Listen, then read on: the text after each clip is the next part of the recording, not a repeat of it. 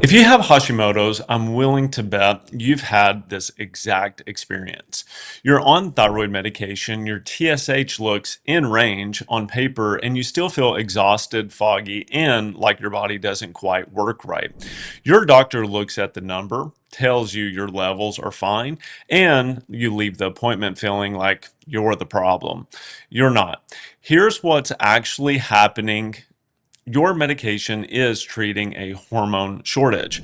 It is not treating the reason your immune system is attacking your thyroid in the first place. Those are two completely different problems, and only one of them is being addressed. I'm Dr. Todd Strong, and last week I explained the science connecting gut health to autoimmune disease broadly. Today, we're applying that directly to Hashimoto's, the condition I hear about more than almost any other in my practice, and why treating the thyroid alone leaves the actual disease process running in the background. Let's get the core reframe out of the way first, because it changes everything downstream. Hashimoto's thyroiditis is an autoimmune condition. Your immune system produces antibodies, specifically TPO and thyroglobulin antibodies that attack your thyroid tissue.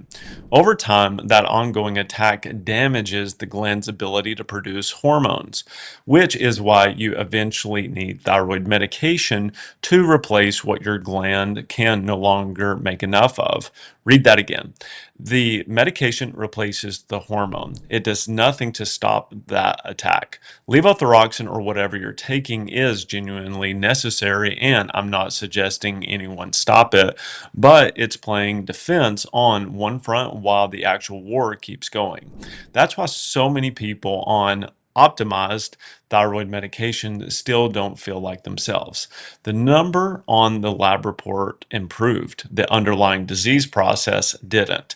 This is where I see the most frustration in my patients, and it's completely valid frustration. Standard follow-up for Hashimoto's is usually just TSH, sometimes free T4. If those are in range, you're told everything's good. But that misses several things. First, TSH being in range doesn't mean it's in your optimal range. Reference ranges are wide, but built for populations, ages, and someone can feel dramatically better at a TSH of 1.5 than at 4, even though both are technically normal. Second, and this is the big one, nobody's tracking your antibody levels. If TPO and thyroglobulin antibodies stay elevated, that tells you the autoimmune attack is still active regardless of what your TSH says. Your thyroid could be adequately medicated while your immune system is still actively inflamed and attacking. That's not a contraindication. It's two different systems and only one is being monitored. Third, Hashimoto's rarely travels alone. If your immune system is dysregulated enough to attack your thyroid, it's worth asking what else might be affected. Nutrient absorption, other autoimmune activity, gut function, fatigue, brain fog, and joint aches that get dismissed as just Hashimoto's are sometimes these other pieces going unaddressed. Last week, I explained the three-hit model of autoimmune disease broadly: genetics, environmental trigger, leaky gut. Hashimoto's has some of the clearest, most specific gut connections of any autoimmune condition. So let's get specific. Molecular mimicry specifically. Thyroid tissue shares structural similarity with certain gluten proteins. This is part of why the research connection between celiac disease, gluten sensitivity, and Hashimoto's is so consistently strong. For some people, an immune reaction to gluten cross reacts with thyroid tissue because the immune system has trouble telling them apart. Not everyone with Hashimoto's needs to eliminate gluten, but a large enough subset benefits meaningfully that it's always worth investigating individually rather than assuming either way. Nutrient absorption, specifically for thyroid function, converting thyroid hormone into its active form and using it properly at the cellular level, requires selenium, zinc, and iodine in the right balance. All nutrients that depend on healthy gut absorption, a leaky or inflamed gut can leave you deficient in exactly the raw materials your thyroid needs, even while you're taking medication. H. pylori and gut infections. Research has found associations between H. pylori infection and Hashimoto's specifically. Another reason a real gut workup, not just a thyroid panel, matters for this condition. This is why, in my practice, nobody with Hashimoto's gets a thyroid only evaluation. The gut is part of the workup from day one. If you have Hashimoto's, here's what I'd want on your radar beyond your current TSH monitoring: a full thyroid panel, TSH, free T3, free T4, and both TPO and thyroglobulin antibodies, tracked over time, not just checked once. A conversation about gluten, whether formal celiac testing or genuine elimination trial makes sense for you specifically. Selenium and zinc status, inexpensive to check, meaningfully connected to thyroid hormone conversion.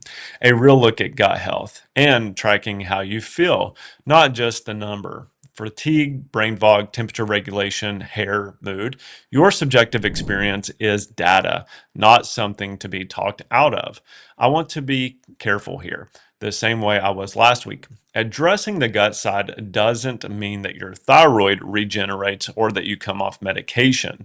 For most people with established Hashimoto's, some degree of thyroid support remains part of the picture long term, and that's okay. But here's what I have seen consistently: antibody levels coming down, energy coming back, brain fog lifting. The difference between medicated but still not myself and medicated and actually feeling like myself is enormous, even when the prescription itself didn't change. That gap is usually where the immune and gut piece was living the whole time.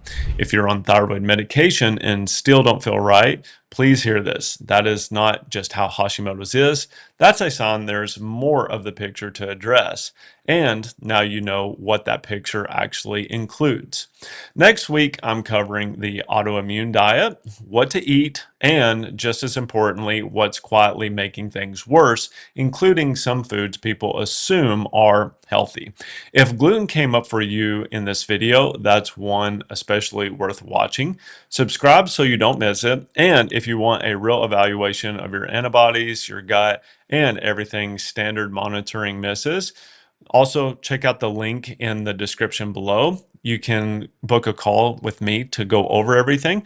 I'm Dr. Todd Strong. Your labs might say you're managed. Your body gets the final vote.